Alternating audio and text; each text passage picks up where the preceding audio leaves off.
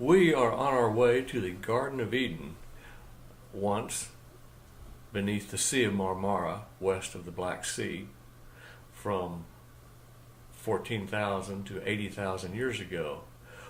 What we have to follow is the trail of the Kennewick Man, a 10,000-year-old individual found on the shores of the Columbia River, who turned out to be more than just a perfect skeleton, but a guide to the origins of the first Americans. The blue that you see is the actual land where people lived. This was because the sea levels were 360 feet lower. So you can see the land that people navigated, lived, hunted, and fished on for essentially 70,000 years. So you can see the red square markers.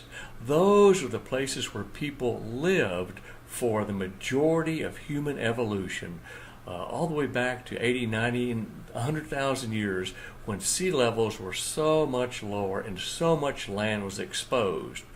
So Rance, on those red circles, those are where people lived 80 to 90,000 years ago? That is, Kevin, because geologically we've sort of recreated what you can see in the map, which is the blue areas. Actually, those are the land masses when you have 360 feet of sea level. So when you think of the places where people live for the last 100,000 years, it's not up in the caves, it's not up in the mountains, it's out there on those grasslands, those green shelves where people fished and lived a very different life from what we've been told, what we've thought for the last 40, 50 years of history. So Rance, you're on the hunt for this 10,000-year-old Kennewick Man. Who do they say he is? We understand at this point is that he's a Caucasian, related to the Ainu people of Japan. And the Ainu of Japan were not Mongolian, they were not Chinese, they weren't Japanese, they were a kind of an early Indo-European Caucasian people who lived throughout those islands. So people wonder, well, how did these Indo-European Caucasians get to be living on the islands between Japan and China? So these people had 100,000 years to hunt and fish around these grassland areas, but how did they get over the Pacific? Well, we followed all the way across, actually right down the Persian Gulf, river valley, across India and the Sundaland, which is all that mass continent that connects the northern part of Australia with Japan. And you see here from our picture, the Aleutian Islands actually is an island chain connecting Japan to Alaska. But the most important thing to realize is sea levels. When sea levels were 360 feet lower, you had an entirely different continental world where people live. Not only that, but the climate was so much different.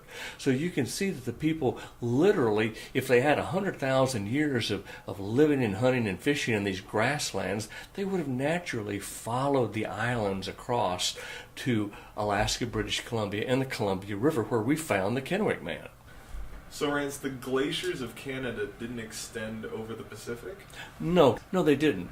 Why? It's the way glaciers form from snow falling in the high altitudes and then compacting over thousands of years into ice and glacial ice. No, see, the offshore area actually was heated by the Japan current.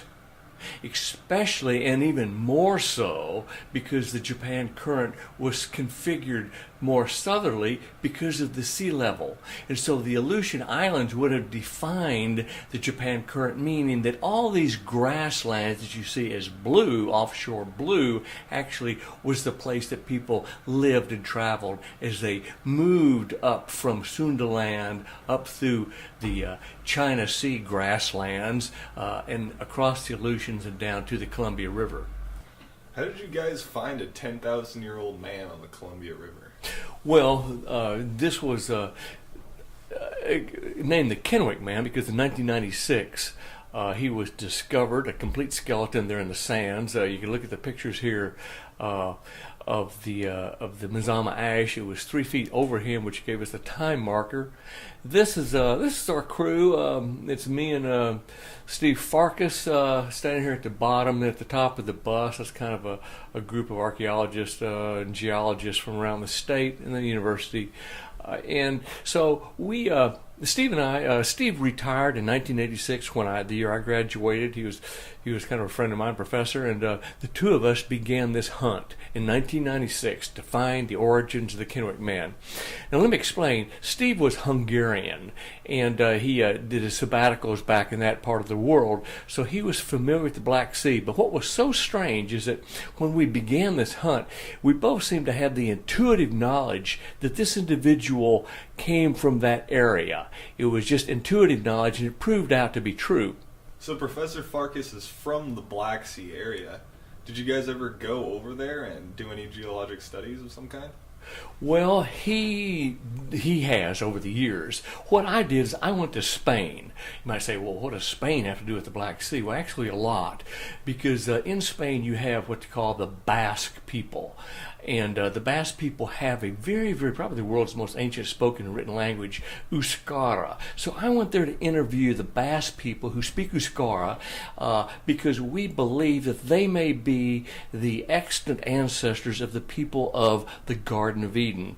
And we actually kind of studied their habits and followed them back as they would have migrated out of the Black Sea when it flooded, as we know it did. It looks to me that the Black Sea is landlocked. Well, it is. It was landlocked. When you look at the pictures, you can see beneath it is the Sea of Marmara, which connects to the Aegean.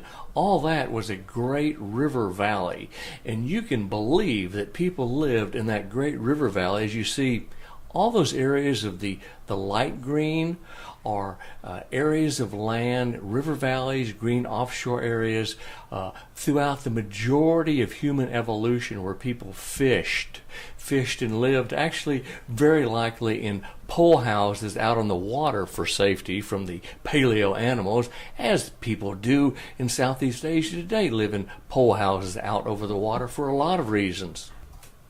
Well, that looks like a romanticized picture of Noah's Ark right there.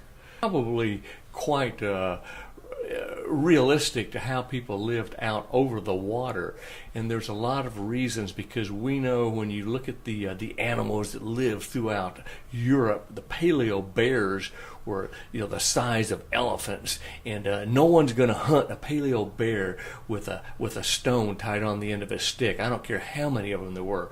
But so the people really weren't hunters, and they didn't live in caves hunting mastodons.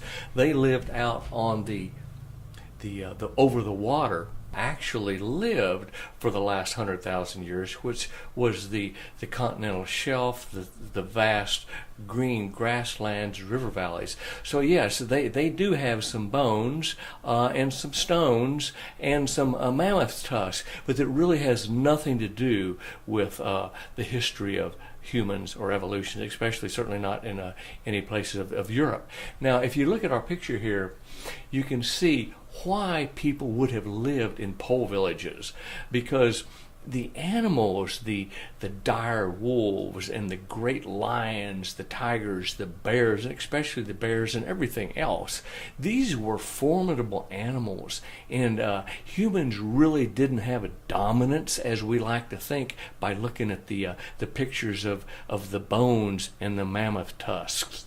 The idea of people living in grasslands that are now covered by water seems very common sense, but do you have any evidence to support it? Well, all along this journey, Kevin, that we began in 1996, we've kind of just followed the evidence as the evidence was revealed to us.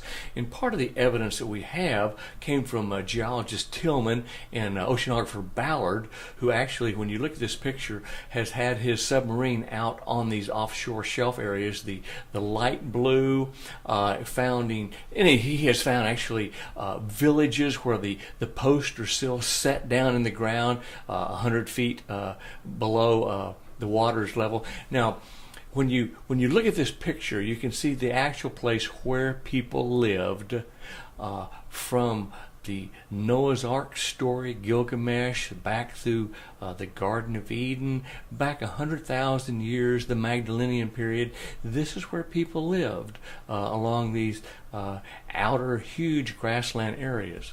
Everyone's heard of Ballard, who discovered the Titanic, but what else have you found? Well, a very important event happened. It's called Göbekli Tepe. And believe it or not, this was discovered also in 1996. But they didn't actually begin the recovery of this Stonehenge site in, I guess we could call it East Grecia, which is southern Anatolia, until the last few years ago. And what this is like a dozen Stonehenges, but much more advanced, at about 12,000 years before Christ, if you can believe that. So we have emerging evidence that there were people with relatively developed cultures living out in these vast grasslands in the continental shelf areas and the river valleys throughout all the Mediterranean area, including the Red Sea, where there's no actual physical evidence because all that now is under 360 feet of water, but at least we have a Göbekli Tepe, which is a very important site. Well, we hope you have enjoyed part one of our hunt for the Kennewick Man from 1996 to today, 2014. Part two, we will explain from geologic science how deglaciation and climatology led to what we now call global warming, and how it has formed the evolutionary patterns of humans for the last 100,000 years. And we have we've traced the Kennewick Man from the Columbia back to the Black Sea, and then from the Black Sea back to the Columbia. And we have a lot of additional information we'll add in part two, like the 9,000 to 10,000 year old kayaks in the Aleutian Islands that have been discovered. Kayaks made with seal skins, walrus skins, with bones that actually flexed, so you could have a forward motion across the waves. So join us for part two in our 30-year epic hunt for the origins of the Kennewick Man.